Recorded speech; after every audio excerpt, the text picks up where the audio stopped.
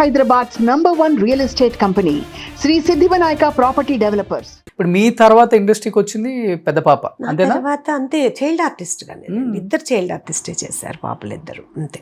That's all.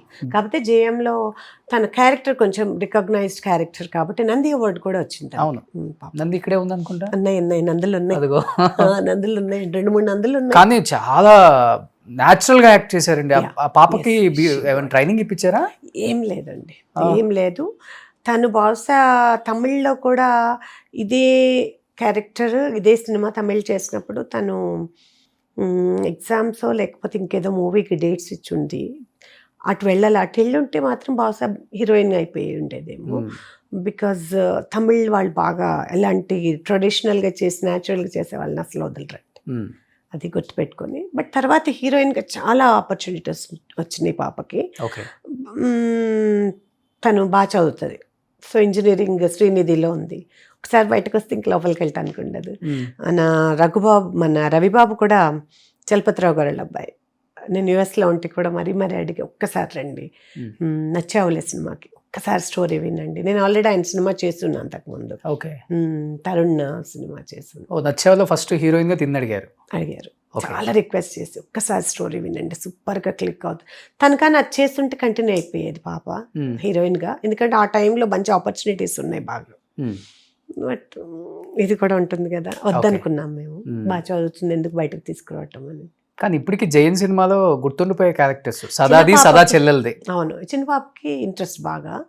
తనకి opportunity వచ్చింది కరెక్ట్గా అదే టైంకి. మ్యారేజ్ కూడా ముందు పెట్టాము. 2 చాయిస్ ఏంటి అని అంటే, ఆ బాబు అన్నాడంట మా అల్లుడు, పర్లేదులే తర్వాత అయినా చేసుకుంది చెద్దుగానిలే అని. ఎందుకంటే మరి తను అమ్మాయి చేసుకోవాలనుకున్నప్పుడు ఏదైనా ఇది చేస్తారు కదా. అట్లా మ్యారేజ్ మొన్న ఫిబ్రవరిలోనే చేశారు. బట్ హీఈస్ ఓకే తను చేయటానికి. కానీ ఇద్దరు పిల్లలకి అంటే పెద్ద పాపకి అసలు ఇష్టం లేదు హీరోయిన్ గా చేయటమే. కానీ తను ఏది మా మాట కాదన్నది. ఇది రెబల్ రెండోది. తన ఇష్టమైతే మేము ఒప్పుకోవాల్సిందే. ఇప్పుడు పెద్ద పాపని మీరు వద్దన్నారు. వద్దులేమ్మా చదువుకుంటున్నావు కదంటే సరేనండి. చిన్న బాబుకి వద్దులేమ్మా ఎందుకు హాయిగా అని అంటే నేను చేస్తానండి. సరే అనేసాము. సో ఇంక ఇప్పుడు she is having some opportunity. ఇప్పుడు పాప చేయడానికి రెడీగా ఉన్నారు అయితే? ఎస్. ఇప్పుడు జాబ్ చేస్తున్నారా?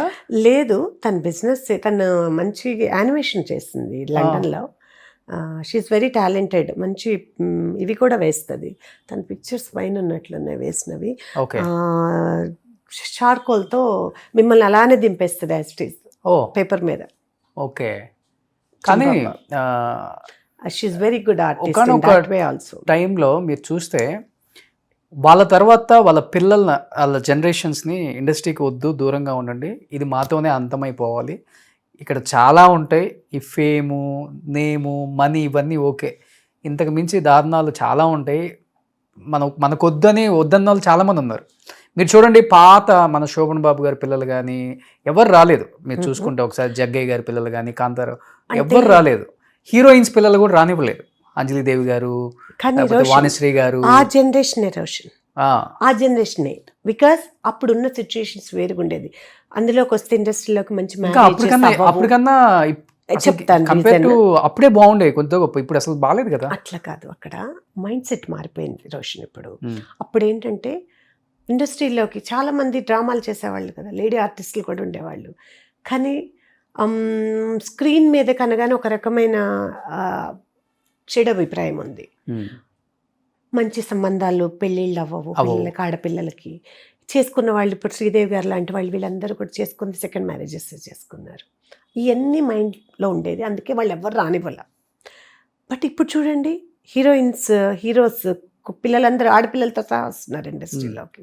ఎందుకంటే ఇప్పుడు మైండ్ సెట్ మారిపోయింది. ఇది ఒక క్రేజ్.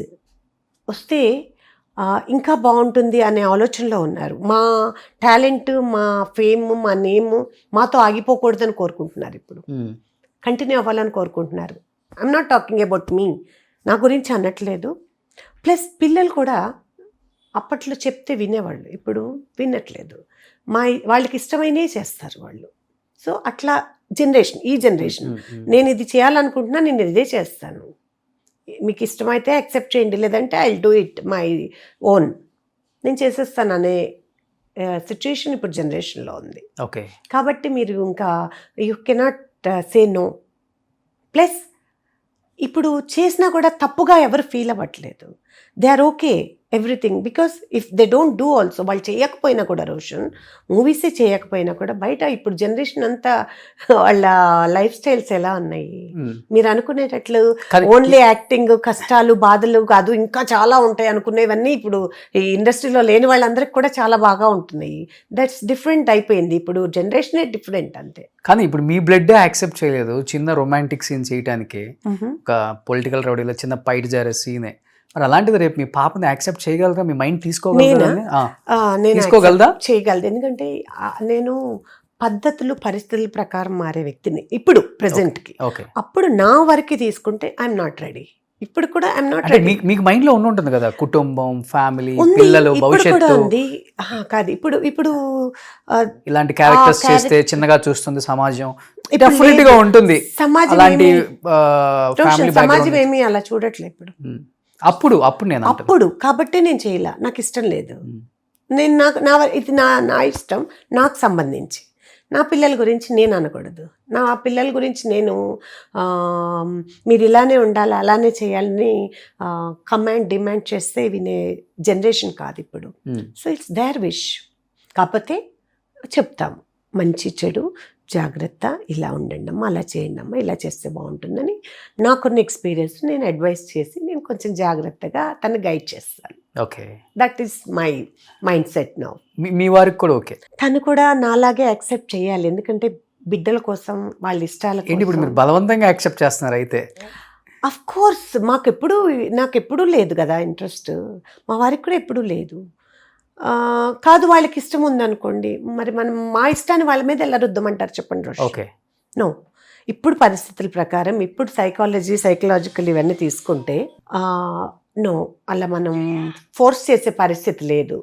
సో అందుకని ఇంకా గ్రీన్ సిగ్నల్ ఇచ్చేసారు ఫ్యామిలీ అంతే. ఏం చేస్తున్నారు అల్లుళ్ళు? ఏం చేస్తున్నారు? పెద్ద అల్లుడు, పెద్ద పాప సాఫ్ట్వేర్, ఇద్దరు యుఎస్ లోని సిటిజన్స్ వాళ్ళు.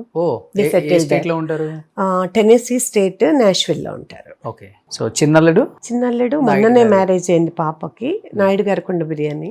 ఓకే, అది వాళ్ళ తన ఫ్రెండ్స్. సో ఇద్దరు కూడా అత్తగారు సెలెక్ట్ చేసిన అల్లుళ్ళ లేకపోతే మామగారు సెలెక్ట్ చేసిన అల్లుళ్ళ? ఒక రకంగా చెప్పాలంటే మీ ఇద్దరం కలిసే సెలెక్ట్ చేసాం. నేను కొంచెం ఎక్కువ పార్ట్ ఉంది. నేను ఆ పిల్లలు ఆడపిల్లలు కదా, వాళ్ళకి కొంచెం దగ్గరగా ఉంటాను కదా, ఏదన్నా ఉన్నా వాళ్ళు నాతో డిస్కస్ చేస్తారు, నేను వాళ్ళతో డిస్కస్ చేస్తాను. ఎవరైనా ఏదైనా మ్యాచ్ చెప్పినా కూడా అట్లా. ఇవాళ ఆడపిల్లల్ని ఇవ్వాలంటే అన్ని ఆచితూచి, అసలు ప్రాపర్టీ కొంచెం తక్కువ ఉన్నా పర్వాలేదు, క్యారెక్టర్ మంచిది కావాలి అబ్బాయి అని చూస్తున్నారు. టెస్టులు చేశారా బాగానే అల్లుళ్ళకి? చేయలేదు. నో టెస్ట్లా? అట్లా చేయకూడదండి, మనం అర్థం చేసుకోవాలి, తెలుసుకోవాలి, ఫ్యామిలీ బ్యాక్గ్రౌండ్ చూసుకుంటాము, అంతేగాని వాళ్ళు రేపు టెస్ట్లు అది ఇది అంటే అది కరెక్ట్ కాదు. వాళ్ళ బ్యాక్గ్రౌండ్, వాళ్ళ ఫ్యామిలీస్, వాళ్ళ మనస్తత్వాలు, అదే మాట్లాడి డెఫినెట్గా అది మాత్రం ఉంటుంది. నేను మాట్లాడతాను, చూస్తాను, ఆ మాత్రం అర్థం అవుతుంది కదా వాళ్ళ ఎలాంటి వాళ్ళు. మెయిన్ మంచి పిల్లలు, ఇద్దరు మంచి పిల్లలు. ఒక ఆనందం ఉంటుందా? మా అత్త మంచి ఆర్టిస్ట్ ఒకప్పుడు ఉంటుంది, ఉంది, ఇద్దరికి ఉంటుంది. అప్పుడప్పుడు మీ నటన చూపిస్తారు వాళ్ళ దగ్గర కూడా గట్టిగా? నేను వాళ్ళతో చాలా ప్రేమగా ఉంటాను రోషన్, కూతుళ్ళ కంటే కూడా ఎక్కువ ప్రేమగా ఉంటా వాళ్ళతో. నాకు వాళ్ళే అల్లుళ్ళు, వాళ్ళే కొడుకులు. అది అల్లుళ్ళైనా కొడుకులైనా వాళ్ళే. పెద్ద అబ్బాయి, చిన్న అబ్బాయి ఇద్దరు కూడా అత్తమ్మ అంటుంటారు. అత్తమ్మ అంతే. చెరకు 100 కోట్లు ఇచ్చారా కట్నం? లేదండి, అసలు ఏమి ఇవ్వలేదు. నిజం చెప్పాలంటే ఏమి ఇవ్వలే. ముందే చెప్పేసాం ఏమి ఇవ్వము, చెప్పేస్తాను. ఏదైనా ముందే ఉండాలి చెప్పేటప్పుడు. ఏమి ఇవ్వము, మీ కష్టం, మీ తెలివితేటలు, మీవి మీరు చూసుకోండి, ఏదైనా ఉన్నా తర్వాతే, అంతే. మాకు కావాల్సినప్పుడు మేము ఇవ్వాలనుకున్నప్పుడే ఇస్తామని చెప్పి. ఓకే, అలా అయితేనే, అంటే అప్పుడే వాళ్ళ క్యారెక్టర్ తెలుస్తుంది రోషన్. ఆశతో, డబ్బు మీద ఆశతో వచ్చే వాళ్ళ మనస్తత్వాలు వేరుగా ఉంటాయి. అలా ఉండకూడదు. ఓకే, వాళ్ళు కష్టపడి వాళ్ళ టాలెంట్, వాళ్ళ ఎవ్రీథింగ్ వాళ్ళు ప్రూవ్ చేసుకోవాలి. ఇప్పుడు నా హస్బెండ్ అలానే తన టాలెంట్, తన కష్టము, తనకున్న ఈ స్కిల్స్ అన్ని తను ఇచ్చేసుకున్నారు. నేను అలాంటి దాన్ని. సో నా పిల్లలు అలాంటి వాళ్ళే, వచ్చి ఆ భర్తలు కూడా అలా ఉంటేనే వాళ్ళు హ్యాపీగా ఉంటారు, లేకపోతే అడ్జస్ట్ అవ్వలేరు. ఓకే, సో అలా వాళ్ళు యాక్సెప్ట్ చేయడం కూడా గ్రేటే. అలా పెళ్ళైన తర్వాత అయినా కానీ ఎక్స్పెక్ట్ చేస్తూ ఉంటారు. చేస్తారు, బిజినెస్ స్టార్ట్ చేస్తున్నాము ఉంటుంది, మాటలు వస్తాయి కానీ ఎక్కడైనా ఎప్పుడైనా, బట్ నో, ఆ. మేము ఎలా ఇంత స్ట్రిక్ట్ గా ఉన్నారు అసలు మీరు? అలానే ఉండాలి, ఆ. అంతే ఉండాలి. మరి సంపాదించిందంత పిల్లలు ఎంజాయ్ చేయకపోతే ఇంకెలా? అట్లా అనుకోవద్దు. ఎందుకు పిల్లలు ఎంజాయ్ చేయాలి అని చెప్పి వాళ్ళని ప్యాంపర్ చేసి అన్నెసరీ, ప్యాంపర్ అని నేను చెప్పట్లేదు, మరి కనీసం అంతే కదా. ఉంటది కదా. ఆహా, అది ప్యాంపరింగ్. జయలక్ష్మి గారి అమ్మాయి అల్లుడు అంటే ఒక రేంజ్ రోవర్ లో తిరగాలి కదా, అట్లా ఏం లేదు, ఒకళ్ళు వెల్ఫేర్ లోను డిఫెండర్ లోను తిరగాలి అట్లా కదా. ఏం లేదు, అలా ఉండొద్దు. క్యాబ్కి వెళ్ళిపోవాలా? క్యాబ్ వెళ్ళొద్దు. నీకు వెహికల్ అనేది దేనికి అవసరం? ఒక ట్రావెల్ కి అవసరం. అది రేంజ్ రోవరా, ఆడినా, బెంజ్ అనేది కాదు. ప్లస్ నువ్వు ఎవరో ఇస్తే కొనుక్కొని తిరిగే దాంట్లో కంటే నువ్వు సంపాదించుకొని కొనుక్కునే దాంట్లో ఆనందం ఎక్కువ ఉంటుంది. So you get that happiness first. Okay, తర్వాత వచ్చేవి ఎలా అయినా వస్తాయి, ఇచ్చేవి ఎలా అయినా ఇస్తాము. ఓకే. ఇప్పుడు మాత్రం first you should prove your self. Suman టీవీలో మీ పర్సనల్ అండ్ బిజినెస్ ప్రమోషన్స్ కోసం కింది నెంబర్కి కాంటాక్ట్ చేయండి.